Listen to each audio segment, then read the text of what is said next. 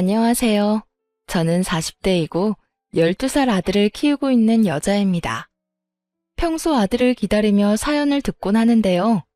오늘은 저의 사연을 소개해드리고자 용기를 내어 사연을 적어 보내봅니다. 긴 이야기가 되겠지만 끝까지 함께 해주시겠어요? 남편과 전 맞선을 통해 만난 사이였어요.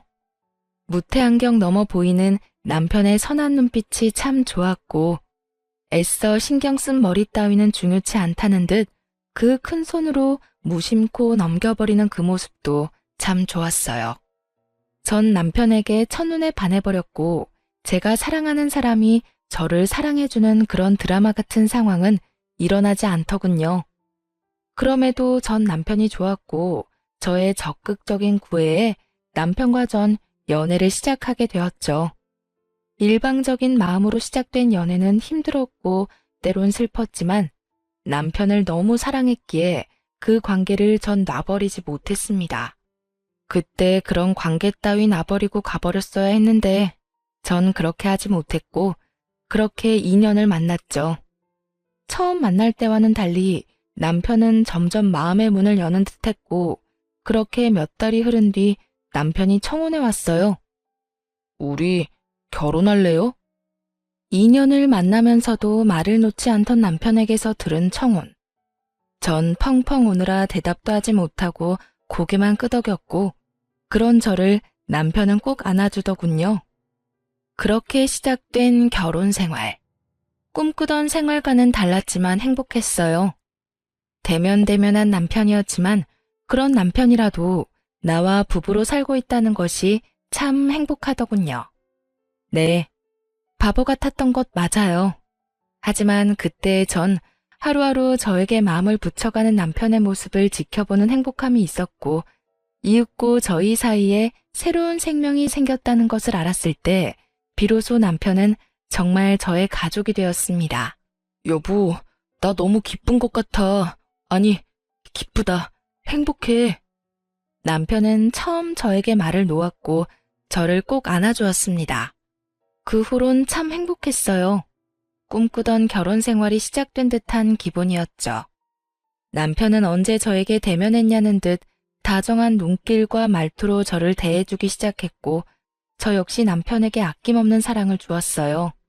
그렇게 저흰 9년이란 시간 동안 참 행복했습니다. 사이가 좋아지고 난 후 단 한 번의 부부싸움도 없었을 뿐 아니라 언성 한 번 높이는 일이 없었어요. 그러던 어느 날 남편이 일이 바빠지기 시작하며 퇴근이 늦어지더라고요. 더불어 출장도 잦아졌고요. 남편은 저와 결혼하며 회사 생활을 그만두고 사업을 시작하게 되었었는데 그 사업을 조금 확장하기 위해 바빠진다는 말을 들었던 터라 별 대수롭지 않게 생각하고 있었어요. 그 당시 아들이 관심 있어 하던 축구에 재능을 보이며 아들의 뒷바라지를 하느라 바쁘기도 했지만 무엇보다 그렇게 생각했던 건 남편을 그 누구보다 믿었기 때문이었어요. 신혼 동안 대면했던 모습과는 달리 지난 세월 동안 남편은 다정한 남편이자 아들에겐 둘도 없는 친구이자 아빠였기에 전 더욱 의심이란 걸 할 생각도 못했던 거죠. 하지만 의심과는 별개로 늦어지는 퇴근과 잦은 출장에 섭섭해지는 마음이 드는 것은 당연했고 전 그런 마음을 남편에게 숨기지 않고 표현했어요. 저기 여보, 요즘 너무 늦는 거 아니야? 출장도 너무 잦고. 당신 회사 일 바쁜 거 잘 아는데 그래도 나 좀 섭섭해지려고 해. 저번 주 주말에도 출장 간다더니 또 이번 주 출장은 당신이 생각해도 너무한다고 생각하지 않아? 아, 나라고 이러고 싶어서 이러겠어. 그만큼 바쁜 걸 어쩌겠어. 다른 것도 아니고 회사 일인데 이런 것도 이해 못 해줘? 다른 이유 때문이 아니라 우리 가족 잘 먹고 잘 살자고 하는 일인데 조금만 더 참고 기다려줘. 그렇지 않아도 이번 일만 끝내면 좀 쉴 거야. 쉬면서 당신이랑 우리 금쪽 같은 아들이랑 시간도 많이 보내고 여행도 다니면서 말이야. 신경질적이던 남편의 말투는 어느새 다정하게 바뀌어 있었고 두 손으로 제 손을 감싸주며 저를 달래주고 있었어요. 남편의 그런 행동에 저는 도리어 남편에게 미안해졌고 저는 남편에게 투정 부리지 않고 제 할 일을 하며 시간을 보내고 있었죠. 새벽 일찍 나가는 남편의 아침 밥상은 잊지 않고 챙겼고 아들의 지방 경기를 위해 장거리 운전도 마다하지 않으며 그렇게 가정을 위해 바쁘게 살았어요. 남편 역시 제가 섭섭하다는 말을 꺼낸 것이 마음에 걸렸는지 출장 스케줄은 따로 잡지 않았고 단지 늦는 날만 잦아질 뿐이었어요. 늦어지는 퇴근, 딱 그것만 아니라면 그야말로 완벽한 결혼 생활이었어요. 아들은 자신이 하고 싶은 축구에서 재능을 보이며 꽤나 즐기고 있었고 남편의 사업도 잘 풀리는 듯하고 저 또한 가정에서 힘쓰고 있었으니 그만하면 되었다 싶었죠. 비록 제 꿈과는 거리가 먼 그저 두 남자의 뒷바라지일 뿐이었지만 현재 제가 가정에 충실하고 힘쓰는 것이 저의 새로운 꿈이라고 생각하며 만족하며 살아가고 있었어요. 그 무렵부터였던 것 같아요. 제가 옆집 여자와 친분을 쌓아갔던 게 말이에요. 전 당시 5살 된 딸아이를 키우고 있는 옆집 여자와 꽤 친하게 지냈는데 가깝게 지내다 보니 자연스럽게 그 집의 사정까지 알게 되었어요. 언니, 나 사실은 미혼모다? 응? 미혼모? 그러면 애 아빠는 네가 애 낳았다는 사실을 모르는 거야? 응. 헤어지고 난 뒤에 나도 임신했다는 사실을 알게 됐어. 지울까 고민도 했었는데 도저히 지울 수가 없더라고. 그래서 그냥 낳았지 뭐. 사실대로 밝히지 그랬어. 헤어지고 바로 알았으면 다시 잘 될 수도 있었을 텐데. 그럴 만한 일이 좀 있었어. 하여튼 그렇게 혼자 키우고 있다가 1년 전인가? 우연히 애 아빠를 만났어. 그래서 이쪽으로 이사 오게 된 거고. 애 아빠가 이사시켜줬거든. 어머, 그래? 두 사람 아무래도 인연인가 보다. 그래서 두 사람 같이 살기로 한 거야? 결혼할 거냐고. 그게 아직 고민 중이야. 어떻게 해야 할지. 고민할 게 뭐가 있어? 애도 있는데. 애 생각해서 좋게 생각해. 애 아빠가 합칠 마음이 있어 보이거든. 그냥 확 잡아버리란 말이야. 전 옆집 여자를 목에 핏대까지 세우며 응원했고 그 응원이 얼마나 웃기고도 말도 안 되는 응원이었는지 그땐 알지 못했죠. 그렇게 사정을 알고 난 후 전 옆집 여자와 더욱 가까워졌고 어느 날엔가 친정에서 대게를 보여줬는데 너무 많이 보내줬다며 집으로 초대하더라고요. 걔라면 자다가도 벌떡 일어나는 남편과 아들이 떠오르며 전 알겠다고 했고 주말이라 늘어지게 휴식을 취하고 있는 남편에게 물었어요. 여보, 옆집에서 대게 먹으러 오라는데 당신 갈 거지? 뭐? 옆집에서? 친정에서 대게를 보내줬는데 너무 많이 보내줬다고 오늘 저녁에 집으로 오라고 하더라고. 당신 걔 좋아하잖아. 이참에 인사도 할 겸 같이 가자. 전 남편의 팔을 잡아 끌었고 남편은 그런 저의 손길을 살짝 뿌리치며 피곤한 얼굴을 지어 보이더라고요. 에이, 나 피곤해. 그리고 그런 자리 나 불편해하는 거 알잖아. 난 그냥 집에서 좀 잘 테니까 나 말고 대기라면 환장하는 아들만 데리고 다녀와. 그래? 하긴 당신 요즘 많이 바쁘긴 했어. 그러면 알아서 좀 챙겨 먹어. 알겠지? 내 걱정은 말고 다녀와. 그렇게 남편만 두고 아들과 함께 찾은 옆집엔 식탁 한가득 대게가 올려져 있었고 남편을 닮아 게를 좋아하는 아들과 애아빠를 닮아 게라면 사족을 못 쓴다는 옆집 딸은 먹는 사람조차 군침이 돌게 맛있게 먹어주었어요. 만족스러운 식사가 끝나고 아이들은 아이들끼리 어른은 어른끼리 시간을 내고 있었죠. 대화가 잘 통하던 탓에 시간은 속절없이 흐르고 있었고 어느새 시계바늘이 9시를 향하고 있다는 것을 깨달은 전 황급히 집으로 돌아가기 위해 아들을 불렀어요. 제 목소리가 작진 않았을 텐데 무슨 일인지 아들은 대답조차 없었고 저와 옆집 여자는 아이들이 놀고 있는 방으로 향했죠. 방에 가까워질수록 다투는 소리가 들린다 싶더니 아니나 다를까 두 아이는 다투고 있었어요. 너희 뭐해? 왜 싸우고 있어? 저의 물음에 아들은 이렇게 말하더군요. 엄마, 이거 우리 아빠 손수건이잖아. 우리 아빠 손수건이 여기에 있어서 내가 가져가서 아빠 주려고 했는데 얘가 계속 자기 아빠 거라고 못 가져가게 하잖아.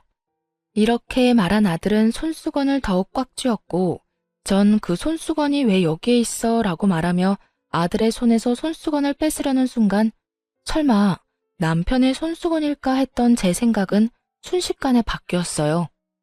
아들이 쥐고 있는 손수건은 남편의 손수건과 똑같더군요. 그 손수건, 아들이 용돈을 모아 남편의 생일 선물로 준 것이었던 터라 모양을 정확히 기억하고 있었거든요.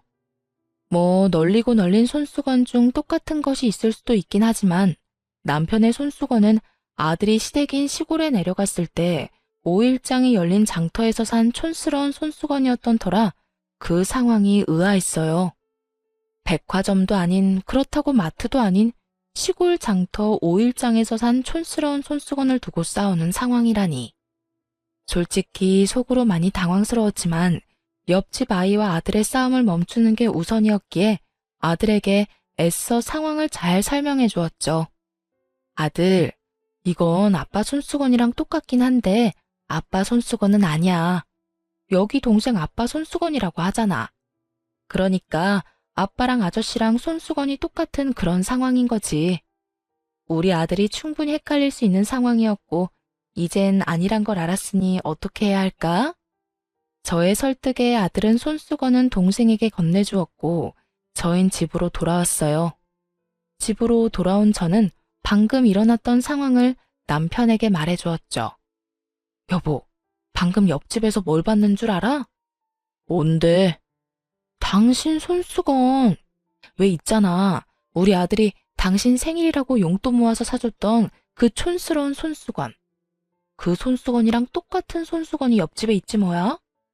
우연이라고 해야 할지 인연이라고 해야 할지 그 촌스러운 손수건 구하려고 해도 구하기도 힘든 손수건을 어디서 구했는지.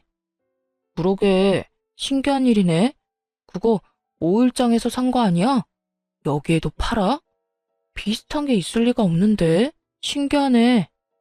그러니까 완전 똑같더라니까. 나도 순간 당황했지 뭐야.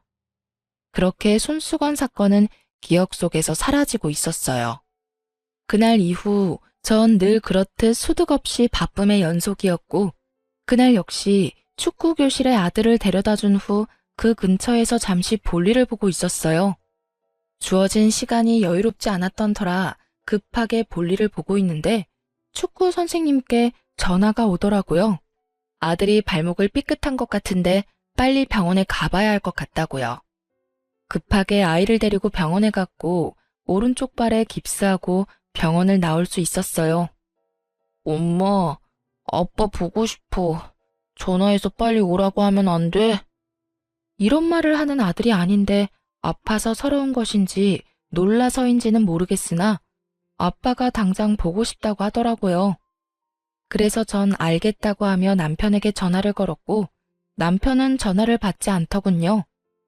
아들은 입술까지 삐죽이며 섭섭함을 표현했고 전 그런 아들을 달래며 집으로 향했어요.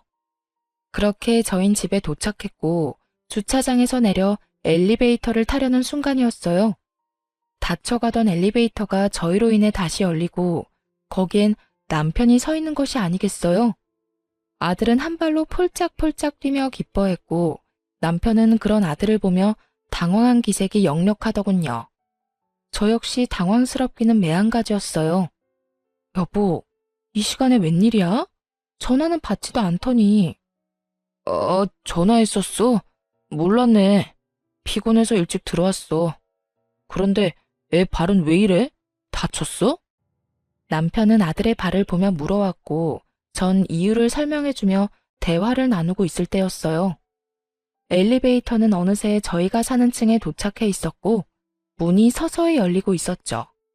그 순간 저희의 정면에 보이는 옆집 여자아이가 뛰쳐나와 남편에게 와락 안기는 아주 황당한 상황이 눈앞에 펼쳐졌어요.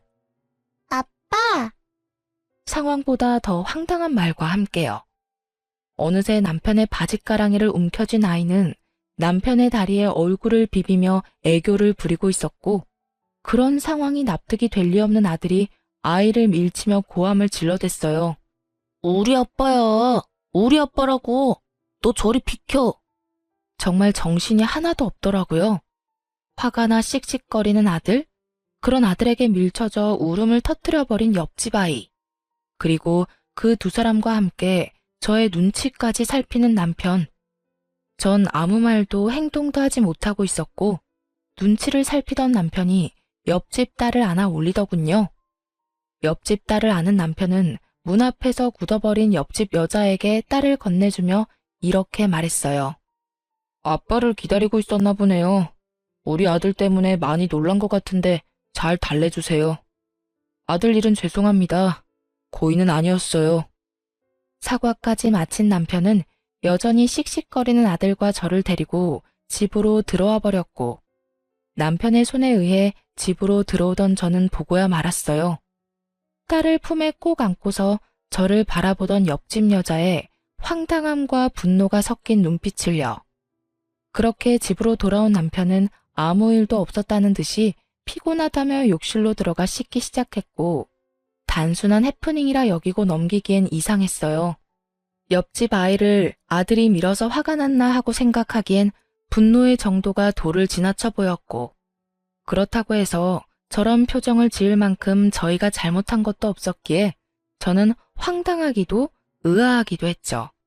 거기에다 5살이면 어리다고는 하나 아빠의 얼굴을 구분하지 못할 만큼 어리지 않았고, 헷갈렸다고 하기엔 아이의 반응이 너무나도 확고했죠.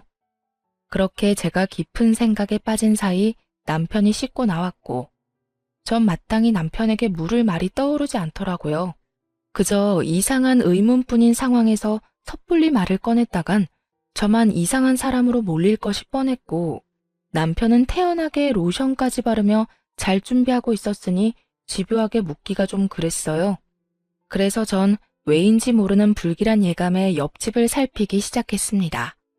다음날 부상 때문에 아들은 며칠 쉬는 기간을 가지기로 했고, 전 옆집으로 찾아갔어요. 어제 상황도 그러했으니 무엇라 말하는지 듣고 싶었던 마음이 컸으니까요. 옆집 여자는 어제와는 달리 반가운 얼굴로 저를 맞으며 상황을 설명하기 시작하더군요. 어머, 언니 왔어? 어제는 많이 놀랐지. 나도 어제는 딸이 오니까 앞뒤 생각도 못하고 화가 나서 아무 말도 못했는데 진정이 되고 나니까 다 우리 잘못이더라고. 미안해. 우리 딸이 어제 아빠 온다고 온종일 기다렸거든. 그래서 현관문 앞에서 기다리고 있었던 거고. 그렇게 기다리고 있는데 엘리베이터 문이 열리고 성인 남자가 보이니까 제대로 보지도 않고 아빠라고 생각했는가 보더라고. 정말 미안해, 언니. 웃기게도 안심이 되더라고요. 그 순간 여자의 말을 정말로 믿었던 것인지 아니면 믿고 싶었던 것인지. 자세히 당시의 마음까지 기억나진 않지만 확실한 건 안심이란 걸 했다는 것이었어요. 아니야, 그럴 수 있지. 어제 많이 놀랐겠다. 자다가 울진 않았어? 애들 많이 놀라면 자다가 깨서 울곤 하잖아. 아니, 나도 걱정했었는데 다행히 그러진 않았어. 아이의 상태를 확인한 후 그 뒤로 나눈 대화는 평소와 같았어요. 애들 크는 이야기, 저녁 반찬 이야기 등등. 제가 경계를 늦추고 안심하며 대화를 이어나가는 순간 차량 입차를 알리는 알림이 울렸고, 저는 자연스럽게 고개를 돌려 인터폰으로 시선이 향하게 되었어요. 언니, 그이 오나 보다. 그렇지 않아도 오늘 온다고는 했었는데 이렇게 일찍 올 줄은 몰랐네. 미안한데 다음에 또 이야기 나누면 안 될까? 오늘 중요하게 나눌 이야기가 있어서. 알겠어. 그럼 가볼게. 서둘러 신발을 신고 나오는 길. 저는 또 보고야 말았어요. 차량 입차 알림에 뜬 차량 번호가 남편의 차 번호와 같다는 것을요. 옆집에서 나오자마자 다리가 다 떨려오는데 이게 무슨 일인가 싶더라고요. 아니라고 하기엔 분명 남편의 차 번호였기에 저는 확인해야만 했죠. 그래서 전 복잡한 생각은 잠시 접어두고 몸을 숨겼어요. 남편의 차가 입차를 했으니 곧 남편이 여기로 올라올 테니까요. 저희 집 대문을 열었다가 들어가지는 않고 그대로 닫아버리고 최대한 조용하고 빠르게 비상용 계단으로 가 반층을 더 올라가 몸을 숨겼어요. 그 순간 내려가는 것이 더 빠르고 쉬웠을 텐데 왜 올라가는 길을 선택했는지는 아직도 의문이긴 하지만 결과적으로는 하늘이 도운 결정이었죠. 제가 들어갔다고 생각했는지 조용하던 옆집 문이 열리는 소리와 함께 옆집 여자의 목소리가 들려오더라고요. 자기야. 그 여자 방금 집으로 갔어. 지금 바로 올라오면 돼.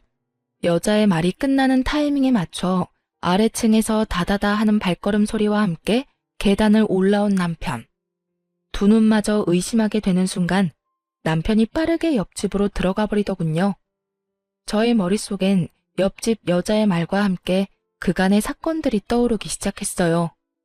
1년 전에 다시 만났는데 함께 살지 고민스럽다던 옆집 여자. 남편의 손수건과 똑같이 생긴 손수건이. 서로 자기 아빠의 것이라고 우기며 싸우던 아이들. 그건 모두 남편에 대한 말이었고 남편의 것이었던 거죠. 그제야 이상한 것들이 대충 이해가 되며 마음속 깊이 화가 나기 시작하더군요. 차디찬 계단에 앉아 이대로 현장 급습이라도 해야 하나 얼마나 고민했는지 모릅니다. 당장이라도 들이닥쳐 두 연놈을 박살내버리고 싶은 심정이야 두말하면 입 아픈 상황이었지만 그대로 쉽게 박살만 내기엔 저의 화가 풀리지 않을 것만 같았어요. 무엇보다 끝낼 때 끝내더라도 두 사람의 관계에 대해 정확히 알고 싶었고 그래서 전 현장 급습은 다음으로 미루고 두 사람의 뒷조사를 하게 되었죠. 두 사람은 제 생각보다 더욱 오래된 사이더군요. 상간녀는 남편이 저와 맞선을 보기 한참 전부터 만나왔던 사이로 그 당시 남편의 집에선 상간녀를 반대했고 남편은 시댁의 등살에 못 이겨 저와 맞선을 보게 되었던 것이었어요. 저와 연인으로 지내던 2년 동안에도 상간녀를 만나왔고 상간녀와 잠시 헤어진 그때 저에게 청혼하고 결혼까지 하게 되었죠. 결혼 후에 두 사람은 다시 만나기 시작했고 그 만남을 지속하다 헤어지게 되었던 것이었어요.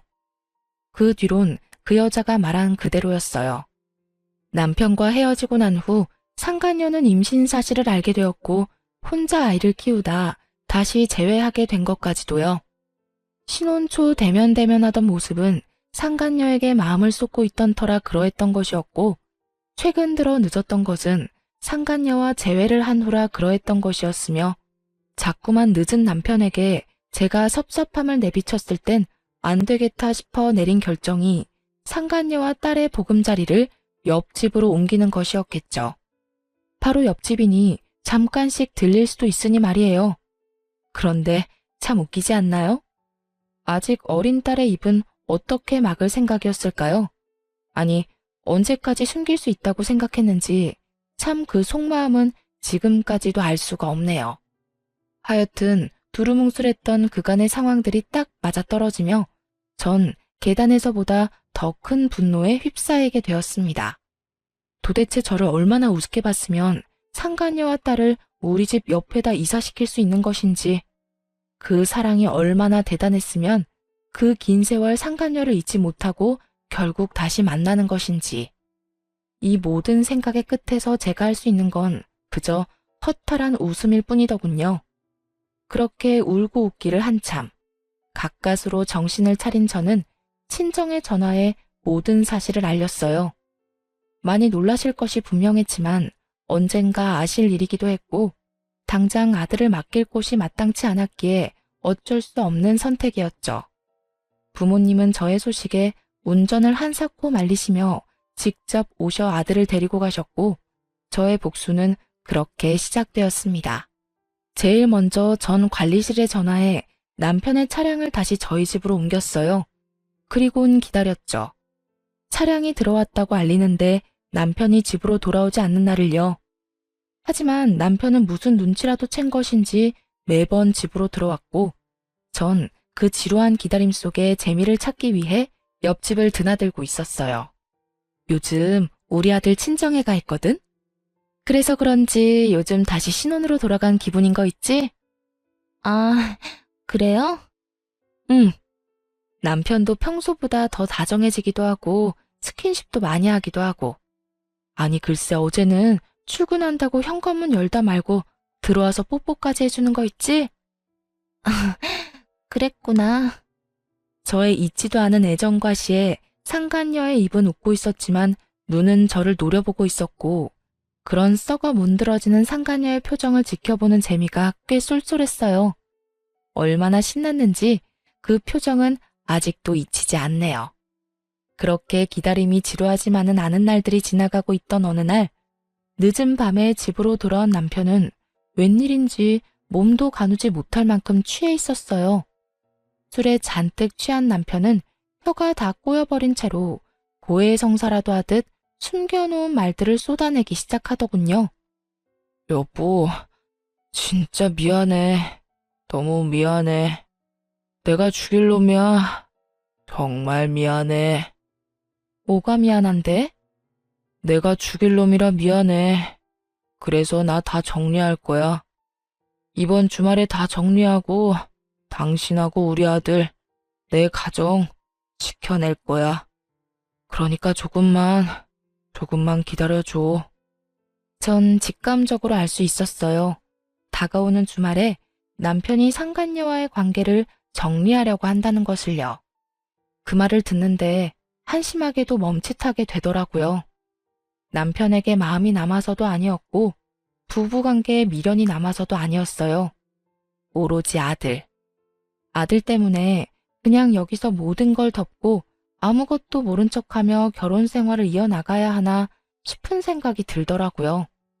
하지만 그 생각들의 꼬리를 물고 몇 번의 재회를 한 두 사람이 떠올랐고 지금 정리한다고 한들 그 이별이 영원하진 않을 거란 생각이 들었죠. 그래서 전 마음을 다잡고 남편이 정리를 마음먹은 그날에 저도 모든 것을 정리하기로 했습니다. 그렇게 주말이 다가오고 전 평소 신경도 쓰지 않던 외모에 신경을 쓰기로 했어요. 초라해 보이긴 싫더라고요. 정리를 당하는 입장도 아니고 정리를 하러 가는 입장인데도 여자 마음이란 게 무엇인지 마지막 모습만큼은 당당하고 예뻐 보이고 싶더라고요. 시장을 끝내고 남편을 기다리고 있으니 생각보다 이른 시간에 남편의 차가 집으로 들어오더군요.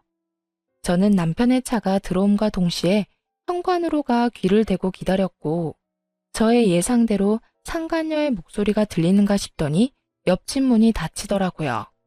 그렇게 30분을 기다렸고 그 30분이 제 인생에서 가장 긴 30분이었죠. 굳게 다잡았던 마음은 속절없이 흔들리고 있었고 그럴수록 전 더 강하게 제 마음을 다잡았죠. 그렇게 30분이 조금 지날 무렵 전 옆집으로 가 벨을 눌렀고 현관문을 연 상간녀는 울고 있더군요. 전 그런 상간녀를 밀치고 집으로 들이닥쳤어요. 그 짧은 사이 신발은 어디다 감췄는지 보이지 않았고 남편 역시 보이지 않더군요. 언니, 왜 그래? 뭐해? 갑자기 남의 집에 와서 이게 뭐 하는 짓이야? 상간녀는 고함을 지르며 저를 말리려고 애썼지만 이미 눈이 돌아버린 저는 그런 상간녀를 밀치고 남편을 찾기 시작했어요. 안방에도 화장실에도 없던 남편은 아이의 방에서 다리를 떨며 침대에 앉아 있었고 벌컥 문을 열어젖힌 저와 딱 마주치게 되었죠. 전 한심한 꼴의 남편을 그저 바라보았고 그런 저를 본 남편은 저에게 득달같이 달려와 저를 붙잡고 변명을 하기 시작했어요. 여보, 내가 설명할게. 내가 설명할 수 있어. 전부 오해야. 정말이야. 당신이 생각하는 그런 거 아니니까 제발 내 말 좀 들어봐. 제가 어디에서부터 어디까지 알고 있는지 전혀 알지 못하는 남편은 급하게 성의조차 보이지 않는 말들을 변명이라고 쏟아내고 있었고 상간녀는 그 모습이 못마땅한지 소파에 팔짱을 끼고 앉아 있더군요. 나 다 알고 있어. 이미 당신이랑 저 여자랑 예전부터 만났다는 것도 최근에 다시 만나기 시작했다는 것도 나 다 알고 있다고. 그것뿐인 줄 알아? 두 사람 사이에 5살 된 딸까지 있다는 것도 다 알고 있어. 그런데 뭐가 오해인데? 내가 한 말 중에 내가 잘못 알고 있는 게 단 하나라도 있어? 있으면 말해봐. 기회 줄 테니까. 제 말에 남편의 얼굴이 사색이 되며 눈빛이 속절없이 흔들리고 있더군요. 그것도 잠시 남편은 제 손을 감싸주며 이렇게 말했어요. 나 정말 오늘 이 사람이랑 정리하려고 했어. 그래서 여기 있었던 거고. 정말이야, 믿어줘. 그러셨어? 응, 조만간 이 사람 이사도 갈 거고, 이사 가면 두 번 다신 나하고 엮이는 일은 없을 거야. 그렇게 정리되고 나면 우리는 아무 일도 없다는 듯이 예전처럼 돌아갈 수 있어. 내가 정말 잘할게. 당신하고 우리 아들한테 정말 잘할 거야. 가정에 충실한 남편이 될 자신 있어. 그러니까 당신이 한 번만 눈 감아주면 안 될까? 나 당신 사랑하는 거 알잖아. 나 이제 당신밖에 없어. 그토록 원하던 말이었는데 지금 이 순간에 소원하던 말을 듣게 되니 그 기분 참 더럽더군요. 이런 상황이 돼서야 저밖에 없다고 저를 사랑한다는 말을 짓거리다니. 남편이란 인간도 참 대단하지 않나요? 남편의 어이없는 고백에 상간녀는 소리내어 웃더니 이내 오열을 하며 괴성을 지르기 시작하더라고요. 이러려고 날 찾아낸 거야? 이렇게 또 비참하게 버리려고? 이럴 거면 날 찾지 말았어야지. 이렇게 또 버릴 거면 그냥 딸하고 살게 뒀어야지. 숨어서 잘 살고 있는 사람 찾아내서 희망이란 희망은 다 심어놓고 어떻게 날 또 버릴 수가 있어? 네가 인간이야? 그래요. 남편과 헤어진 후 임신 사실을 안 상간녀는 두 번 다신 남편과 재회하지 않을 심산으로 서울에서 떨어진 곳에 숨어 지내고 있었고, 그런 상간녀를 찾아낸 건 다름 아닌 남편이었습니다. 흥신소를 통해서도 어떻게 재회했는지까진 알 수 없었는데 실상은 그러했던 거죠. 상간녀의 말에 남편은 고개를 숙이며 눈물을 흘렸고, 전 그 사랑 참 대단하다는 생각이 들며 오만 생각이 다 스쳐가더군요. 그렇게 전 할 말을 잃었고 그 울음소리뿐인 정막을 깬 건 다름 아닌 남편이었어요. 저기 여보, 저 사람 그냥 저대로 살게 두면 안 될까? 이 집에서 말이야. 그게 무슨 말이야? 저의 물음에 남편은 무릎을 꿇었고 저의 바짓가랑이를 붙잡으며 못다한 말을 이어나가더군요. 나 당신하고 이혼은 절대로 하고 싶지 않아. 그런데 그렇다고 해서 저 사람이랑 내 딸, 그 두 사람을 또 버릴 수도 없을 것 같아. 그러니까 우리 옆집에 살게 하면서 내가 가끔씩 들여다보면 안 될까? 저 사람이랑 정을 나눈다거나 애정을 쏟겠다는 게 아니라 그저 가끔 잘 있나 그것만 좀 확인이라도 하고 싶어서 그래. 제발. 이 무슨 쓰레기 같은 말인지 모르겠더군요. 남편의 말은 아무리 좋게 포장한다고 한들 대놓고 두 집 살림하겠다는 뜻이었고, 지난밤 술에 취해 온 남편의 고백에 잠시라도 고민이란 걸 했던 저 자신이 그렇게 원망스러울 수가 없는 상황이었죠. 전 무릎을 꿇고 앉은 남편의 뺨을 있는 힘껏 내리쳐버렸어요. 네가 인간이야? 어떻게 인간이 그렇게나 뻔뻔할 수가 있어? 어떻게 나한테 그런 요구를 할 수가 있냐고. 뭐? 가끔 들여다보고 싶다고? 확인하고 싶다고? 그게 나한테 할 말이라고 생각해? 저의 행동에 남편은 말이 없었고 대신 상간녀가 그 앞을 막아서더군요. 차라리 날 때려. 이 사람은 죄 없으니까 날 때리라고. 이렇게까지 때려달라고 말하는데 마다할 이유가 없었던 전 상간녀 뺨을 연달아 때려버리곤 이렇게 말했어요. 맞으니까 기분이 어때? 더럽지? 내 기분은 그것보다 훨씬 상상치도 못할 정도로 더러웠어. 옆집 여자랑 바람을 피웠다고 해도 용서되지 않을 것 같은데 바람 피워 애까지 낳은 여자를 떡하니 옆집에 살게 했다고? 지금 내 심정이 어떤지 상상이나 되니? 두 사람은 내 심정이 어떤지 상상이나 되냐고. 저는 절규에 가까운 고함을 질렀고 나란히 뺨을 맞은 두 사람은 말이 없더군요. 저의 절규에 할 말이 있을 리가 없었고 전 여전히 입을 꾹 닫고 있는 두 사람에게 말해주었어요. 그 눈물겨운 애틋한 사랑 계속해. 제 말에 남편의 얼굴에 화색이 돌며 저에게 다시 한번 물어오더군요. 정말이야? 그러면 당신 다 용서해 주는 거야? 이 사람 여기서 계속 살아도 되는 거야? 내가 미쳤니? 용서라는 거라게. 내가 물러나 줄 테니 두 사람 계속 사랑하라는 이 말이야. 그렇게 애절한데 어떻게 헤어지겠어? 그러니 내가 빠져줘야지. 당신은 이야기 마무리되는 대로 집에서 짐부터 빼. 난 더는 한순간도 당신이랑 한 공간에 있고 싶지 않으니까. 본격적인 이혼 이야기가 나오려고 하자 남편은 마음이 급했는지 말도 안 되는 걱정을 하기 시작하더군요. 당신 혼자 어떻게 살려고 그래? 우리 아들은 어떻게 하고? 그러지 말고 한 번만 다시 생각해줘. 내가 다 잘못했다니까? 이 얼마나 웃기는 걱정인가요? 잘못을 저지른 남자들은 왜 하나같이 자신이 없으면 여자들이 죽지 못해 살 것이라고 생각들을 하는지 도무지 이해되지 않았는데 제 앞에도 이해 안 되는 인간이 있더라고요. 잘못이고 나발이고 다 필요 없으니까 당장 짐 빼. 알겠어? 그리고 회사로 들어가던 투자금도 더는 기대하지 마. 나하고 이혼하는 마당에 우리 아빠가 당신한테 투자할 이유가 없잖아? 그러니까 그 되지도 않는 내 걱정은 그만하고 회사 걱정이나 해. 남편의 사업은 아빠의 투자로부터 시작된 것이었어요. 가난한 집안의 장남이었던 남편은 집이 가난한 대신 능력은 출중했죠. 그런 남편을 좋게 봤던 아빠는 저에게 남편을 소개시켜 주었고 아빠의 소개로 저는 남편을 알게 되었던 것이었어요. 아빠의 경제적 지원으로 그간 많던 고비를 넘기며 회사를 키웠던 것인데 투자가 없어진다면 그 뒤의 상황은 불 보듯 뻔했죠. 조금 전까진 죄인도 그런 죄인이 없더니 투자금 이야기가 나오니 남편의 그런 모습은 온데간데 없이 사라지고 눈에 불을 켜며 노발대발 따지기 시작하더군요. 그런 말이 어디 있어? 그러면 회사는 어떻게 하라고? 그 돈 빼면 회사 망하는 거 몰라? 그러면 바람 피운 것도 모자라서 살림까지 차려줄 때 문드러지는 내 심정은 어떻게 할지 생각이나 하고 있다는 상황을 만들었어? 아, 됐어. 이제 와서 묻고 따져봤자 뭐 하겠어. 어차피 결론은 하나인데. 무슨 결론? 이혼하자.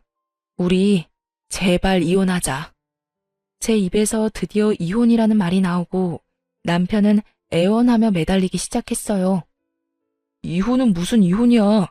난 이혼 같은 거 절대 못해. 당신이랑 나랑 어떻게 이혼을 해? 우리 사이에 아들이 있는데. 그러지 말고 내가 저 사람이랑 원래 계획대로 정리할 테니까 당신도 이혼 생각은 하지도 마.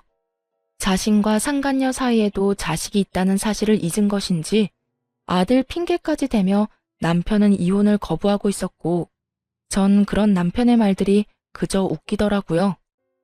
그렇게 한바탕 웃어보았고 예상치 못한 저의 반응에 남편은 어리둥절한 듯 물어왔어요. 당신 괜찮아?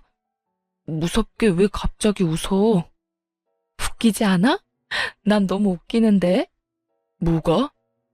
네가 하는 말들이 너무 웃겨. 넌 내 자식만 네 아들이야? 저 여자 딸은 네 딸이 아니야? 어떻게 투자금 뺐다는 말에 또 행동이 바뀌어? 참 대단하다, 대단해. 급한 상황이 맞긴 했죠.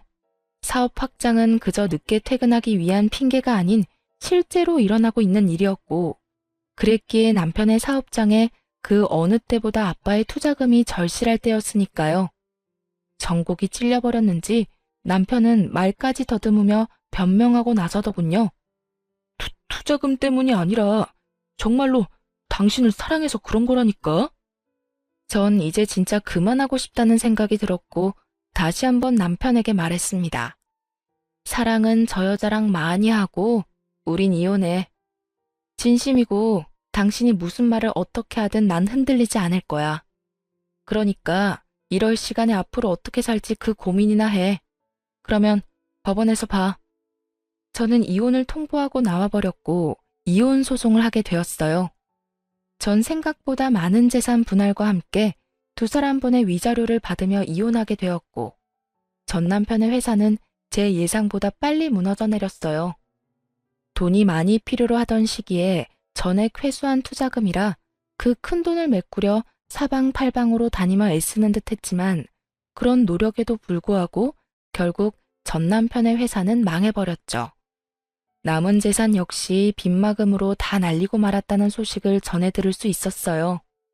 옆집은 이혼 소송이 진행되는 사이 빠르게 이사를 하였는데요. 그 두 사람이 어디로 떠나버렸는지에 대해선 궁금하지도 않았는데 전 시모가 참 친절하게도 전화까지 걸어 알려주더라고요. 너 여기 누가 와서 지내고 있는 줄은 아니? 제가 굳이 알아야 하나요? 당연히 알아야 하지. 네 남편이 여기 와 있는데 네가 알아야지 또 누가 알아야 한다는 말이니? 남편 아니라 전 남편이겠죠. 전 남편이니 굳이 알 필요도 없을 뿐더러 궁금하지도 않아요. 그렇게 야박하게 굴지 말고 내 말 좀 들어보렴. 요즘 내가 얼굴을 들고 다닐 수가 없다.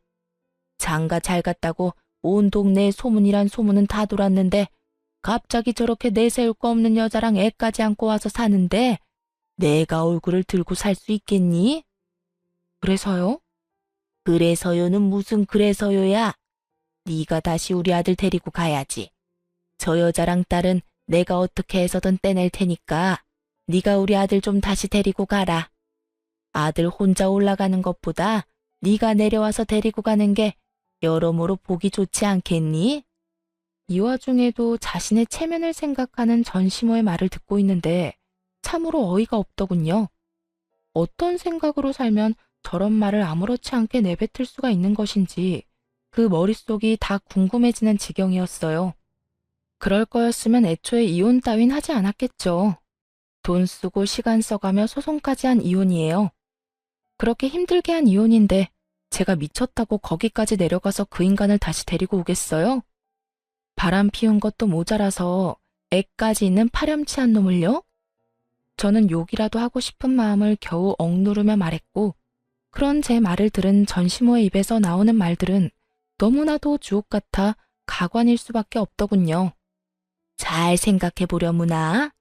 내 아들이 바람을 왜 피웠겠니? 왜 그 여자를 못 잊었겠어? 다 네 잘못이지 않겠니? 네가 내 아들 마음만 잘 잡고 살았어도 이런 일이 있었겠어? 남편 마음 하나 잡지 못한 것이 어디서 다 내 아들 탓만 하고 있어? 말이야 바른 말이라고 싫다고 하는 걸 겨우 설득해서 결혼시켰으면 그 다음부턴 네가 알아서 했어야지. 내 말이 틀리니? 같은 여자로서 그게 할 말이에요? 제 탓이라뇨.